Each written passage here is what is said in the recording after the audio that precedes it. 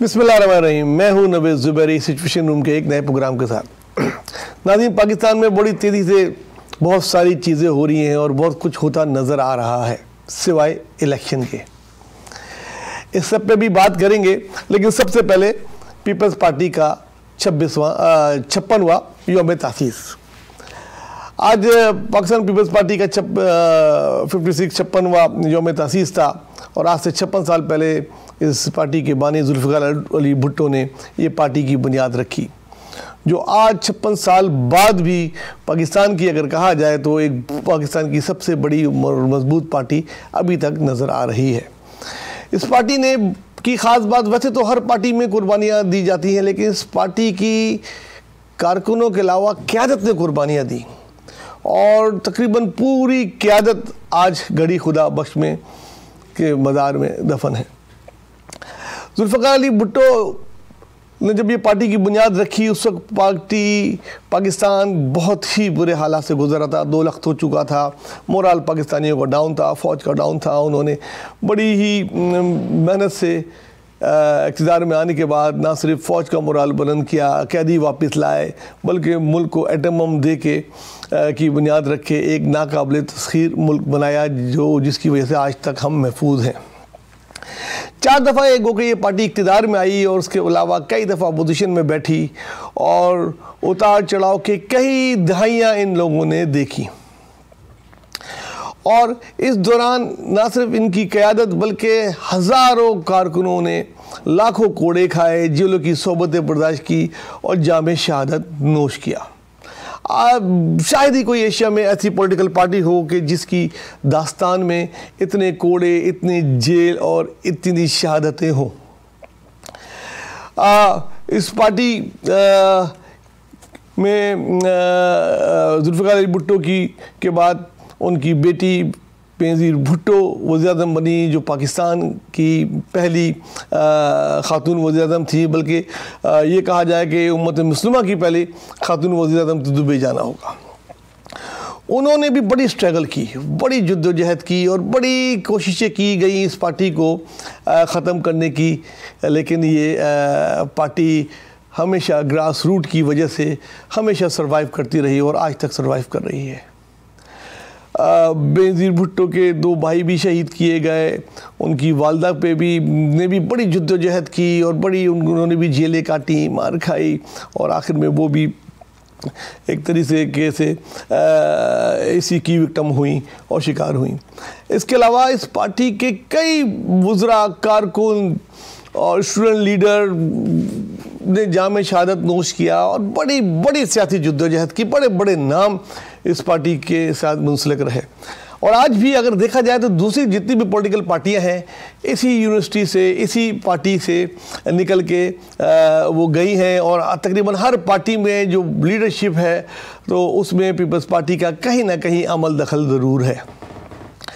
इस पार्टी की एक ख़ास बात यह है कि जब भी इसके ख़िलाफ़ तहरीक पेश की गई, कई तहरीकों का इसने सामना किया, कई तहरीकें इन्होंने जद्दोजहद सियासी चलाई और हमेशा अपनी स्ट्रेंथ जो है उन्होंने शो की और कभी भी इनके कारकुन जो है उन्होंने हौसला नहीं हारा और आज तक उनकी जो बानी है जुल्फ़िकार अली भुट्टो, उनको ज़िंदा रखा हुआ है। आज इस सिलसिले में इनका जब 56वां यौम तासीस बलूचिस्तान के शहर कोयटा में हुआ तो एक बहुत ही बड़ा जलसे आम था वहाँ और उसमें जलसे आम की ख़ास बात यह है कि जो चमगोइयाँ पिछले दिनों हो रही थीं कि ज़रदारी और बिलावल भुट्टो में इख्तलाफ हो गया है और ये है और वो है, आज के इस जलसे ने इन सब की गुबारों में से हवा निकाल दी। सबसे पहले बिलावल भुट्टो साहब ने तकरीर की और उन्होंने आसिफ ज़रदारी के हक़ में भी नारे लगवाए और उनकी तारीफ़ की और बताया कि किस तरीके से उन्होंने कितनी जेल काट के, कितनी जद्दोजहद करके इस पार्टी को कहाँ तक पहुँचाया और उन्होंने वाज़ेह पैगाम दिया अपनी तकरीर में, ख़ुद नारे लगवा के कि उनको अपने वालिद साहब से कोई इख्तिलाफ़ नहीं और उनकी नज़र में उनकी जो है हैसियत एक बड़े बाप के अलावा एक लीडर की भी है। और उन्होंने इस अपनी तकरीर में क्या क्या बोला उसके कुछ ख़ास नुकात हमने आपके लिए रिकॉर्ड किए हैं। आइए हम सुनते हैं कि उन्होंने क्या कहा। इंशाअल्लाह ताला आपका नुमाइंदगी मैं और सदर जरदारी साहब करेंगे। ये वो सदर जरदारी है जिसने बलोचिस्तान को अपना वसाइल का मालिक बनाया। ये वो सदर जरदारी है जिसने एनआरसी अवार्ड दिलवाया। ये वो सदर जरदारी है जिसने गवादर पोर्ट का बुनियाद चीन के साथ सिपह के लिए दिया। ये वो सदर जरदारी है जिसने ईरान के साथ जो गैस पाइपलाइन तय किया था। आज सर्दी के जो मौसम है वो शुरू भी हो रहा है। बलोचिस्तान के अवाम, पूरे पाकिस्तान को अवाम को गैस का जो ना होने की वजह से तकलीफ है, महंगाई की वजह से अगर आपको तकलीफ है तो आप पूछो उनसे जिन्होंने सदर जरदारी का मंसूबा को रोका। इंशाअल्लाह ताला अगर पीपल्स पार्टी का हुकूमत होगा, ये सिर्फ मुमकिन है अगर पीपल्स पार्टी का हुकूमत होगा, तो मैं आपसे वादा करता हूं कि ये जो सदर जरदारी का ख्वाब था ईरान पाकिस्तान गैस पाइपलाइन, वो मैं खुद अपने हाथों से आपको ये गैस पहुंचाऊंगा। इसके बाद आसिफ अली जरदारी ने आखिरी तकरीर की जलसे की और उन्होंने इस तकरीर में क्या कहा ये भी आपको सुनाते हैं, फिर इसको हम बाद में डिस्कस करेंगे। पहला यंगेस्ट प्राइम मिनिस्टर बन के पाकिस्तान का पूरे पाकिस्तान की इज्जत ऊपर कर दी, परचम ऊपर कर दिया। हर जगह वो गया, हर जगह उसकी शनाख्त थी।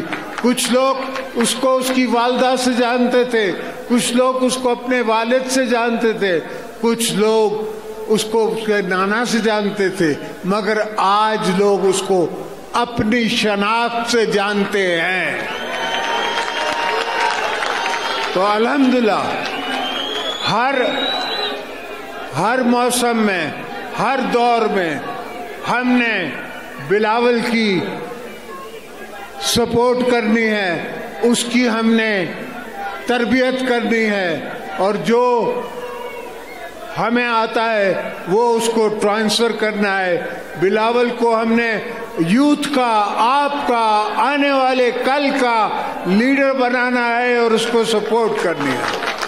आसिफ जरदारी ने वादे पैगाम दिया कि पीपल्स पार्टी का आइंदा प्राइम मिनिस्टर का उम्मीदवार बिलावल भुट्टो जरदारी होंगे। वो बिलावल भुट्टो जरदारी जो जुल्फ़िकार अली भुट्टो के नवासे, बेनज़ीर भुट्टो शहीद के बेटे और सदर जरदारी के बेटे हैं। इसके साथ साथ उन्होंने बोला अब उन्होंने अपना भी नाम बना लिया है, वो पाकिस्तान के यंगेस्ट वज़ीर ख़ारजा भी रहे और बहुत ही अच्छी सियासत कर रहे हैं और कैंपेन चला रहे हैं। इससे पहले भी इलेक्शन में उन्होंने बहुत अच्छी कैंपेन चलाई जिसकी तारीफ़ उनके नाकदार ने भी की। तो आज ये बात वाज़ेह हो गई जो बहुत सारी चिमगोइयाँ थी कि अगला प्राइम मिनिस्टर का उम्मीदवार कौन होगा। आज पगड़ी बना के उन्होंने उसको अपना ना सिर्फ जानशीन करार दे दिया बल्कि पाकिस्तान पीपल्स पार्टी का अगला वज़ीर-ए-आज़म को उम्मीदवार भी करार दे दिया। आसिफ जरदारी ने एक और बहुत इम्पोर्टेंट बात की, उन्होंने बलूचिस्तान की अहमियत उजागर की। उन्होंने बलूचिस्तान को पाकिस्तान का दिल कहा।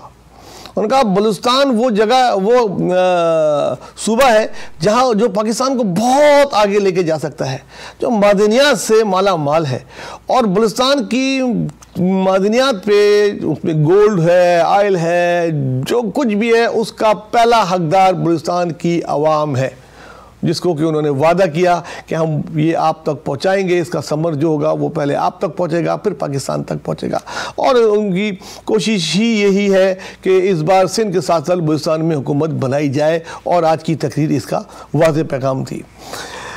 बहरहाल आज का 56वां इनका यौम तासीस पीपल्स पार्टी का एक बहुत ही बेहतरीन शो था और एक बहुत ही वाज़ेह पैगाम था और बाकी पार्टियों को उन्होंने आज बता दिया कि हम में कोई इख्तलाफ नहीं है, आप अपनी तरफ चेक करें जो बाकी पार्टियों में इख्तलाफ है। बिलावल भुट्टो ने नवाज शरीफ को और दूसरे लोगों को भी कड़े हाथों लिया और उन पर भी खुल के तनकीद की और अपनी तकरीर को एक इलेक्शन कैंपेन का एक तरीके से कहते हैं कि एक वाज़े स्टार्ट भी आप करार दे सकते हैं। बहरहाल इस तकरीर के बाद अब कोई शक व शुबा नहीं रहता कि पीपल्स पार्टी एक होके अब अगले इलेक्शन में जारी है, जो बाकी मुखालफों के लिए प्रॉब्लम क्रिएट करेगी अगले इलेक्शन में, वो पूरी तरह तैयार है। दूसरी तरफ देखा जाए तो नून लीग में बड़ी मुश्किलात से दो चार है, वो भी डिस्कस करेंगे। लेकिन आज की और एक अहम बात इमरान खान की गुगली थी, गो कि वो एक फास्ट बॉलर थे और वो फास्ट बॉलिंग करते थे, वो बाउंसर मारा करते थे, लेकिन आज उन्होंने एक स्लो बॉल करके एक गुगली मारी है और लोग चमगुइयाँ कर रहे थे कि शायद अपनी बहन को जानशीन बनाएंगे, कोई कहते थे वो अपनी वाइफ को बनाएंगे, कोई शाह महमूद कुरैशी साहब बड़ा दिल लगा के बैठे हुए थे और बहुत सारे उम्मीदवार थे। लेकिन उन्होंने अली गौहर को, बैरिस्टर अली गौहर को चेयरमैन नामजद करके, जो आने वाले इनके इंटर पार्टी इलेक्शन में उसको नामजद करके भी एक वाज़ेह पैगाम दे दिया है कि उनकी पार्टी में जैसा वो कहते आए हैं कि कोई वो जानशीन वालशीन कोई फैमिली ट्री नहीं है, और फिलहाल उन्होंने जो जिसको बनाया है ये एक बाकी तमाम पार्टियों के लिए सरप्राइज़ था और एक बहुत ही अच्छी सियासी चाल भी थी, क्योंकि ये एक साफ़ आदमी है, इनका करैक्टर भी बिल्कुल साफ़ है, कोई केस भी नहीं है, किसी भी तरीके से आप कोशिश करके भी इलेक्शन कमीशन या नून लीग जो भी चाह रहे हैं कि पीटीआई को इलेक्शन से अलग रख सकें, वो इसमें अब नाकाम होते नज़र आ रहे हैं। और अब ये इसमें कोई शक नहीं रह गया है कि पीटीआई इलेक्शन में हिस्सा लेगी और बल्ले के निशान से हिस्सा लेगी, और इसकी वजह से जो सबसे ज़्यादा मुश्किल है, मैं कहूँगा नींदें हराम हो गई हैं, वो है PMLN जो कि अभी भी कश्मकश में है कि अगला उम्मीदवार इनका प्राइम मिनिस्टर का नवाज शरीफ होगा, मरियम नवाज़ होंगी, शहबाज शरीफ होगा या और क्या है, तो उसमें अभी भी गोमगो की कैफियत तारी है, क्योंकि नवाज शरीफ आ गए हैं मैदान में और अभी उनको केसों का सामना है, पे दर पे केस उन पे है और वो केसों से बरी होते जा रहे हैं। लेकिन उस पे जो ठप्पा लगा हुआ है एस्टेब्लिशमेंट का, लाडले का, प्लेइंग फील्ड ना देने का, वो उनको बहुत आने वाले इलेक्शन में नुकसान पहुंचाएगा। आज एक बड़ी ज़बरदस्त किसी ने बात की कि नवाज शरीफ को तशबीह दी 75 के नोट से, जो पाकिस्तान में 75 रुपये का एक नोट है, उससे तशबीह दी कि वो मार्केट में तो आ गया है लेकिन चल नहीं रहा। वो एक ऐसा नोट है जो मार्केट में तो है लेकिन उससे कोई ख़रीदो फरोख्त नहीं हो रही, वो चल नहीं रहा, मगर वो है।